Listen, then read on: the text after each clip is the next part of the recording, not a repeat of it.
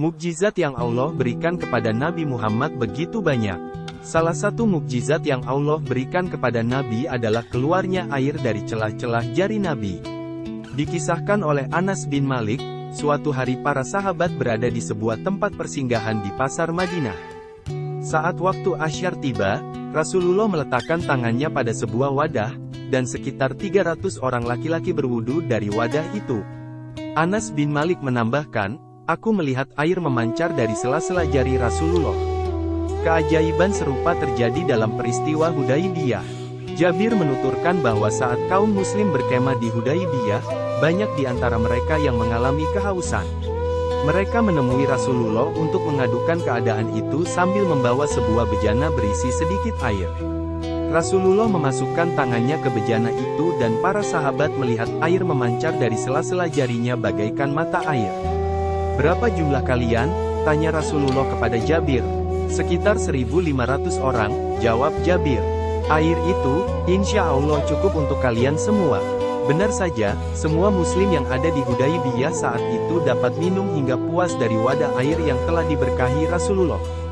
Jabir juga meriwayatkan bahwa dalam peristiwa Buwaid, pasukan muslim kehabisan bekal air sehingga banyak di antara mereka yang duduk lemah kehausan.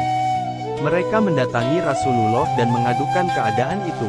Maka, beliau meminta sebuah mangkuk dan menuangkan sedikit air ke dalamnya, lalu meletakkan kedua tangannya ke mangkuk itu.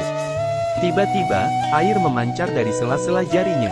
Lalu, mangkuk itu diberikan kepada seorang sahabat yang kemudian minum darinya. Mangkuk itu berputar dari satu sahabat kepada sahabat lain hingga semua orang di sana dapat minum hingga puas. Air dalam wadah tak juga habis. Dalam perjalanan menuju medan perang Tabuk, kaum muslim melewati sebuah tempat yang sangat gersang. Mereka dilanda dahaga yang sangat menyiksa. Beberapa orang diperintahkan mencari sumber air, hingga akhirnya salah seorang menemukan sebuah mata air, tetapi airnya sangat sedikit, tidak akan cukup untuk memberi minum semua pasukan. La segera menemui Rasulullah dan melaporkan temuannya. Maka, Rasulullah dan Muaz bin Jabal bergegas pergi menuju mata air itu. Tiba di sana, beliau menggerakkan sebuah benda yang mengambang di atas air, sehingga benda itu bergerak dan berputar-putar. Rasulullah membasuh wajahnya, kedua tangannya, dan mengulanginya lagi. Tiba-tiba air di mata air itu menenggelamkan benda-benda yang mengambang di atasnya. Lalu mata air itu mengeluarkan suara yang sangat keras seperti petir. Dan, tiba-tiba Muaz bin Jabal melihat mata air itu memancarkan air dengan sangat deras sehingga mata air itu makin penuh.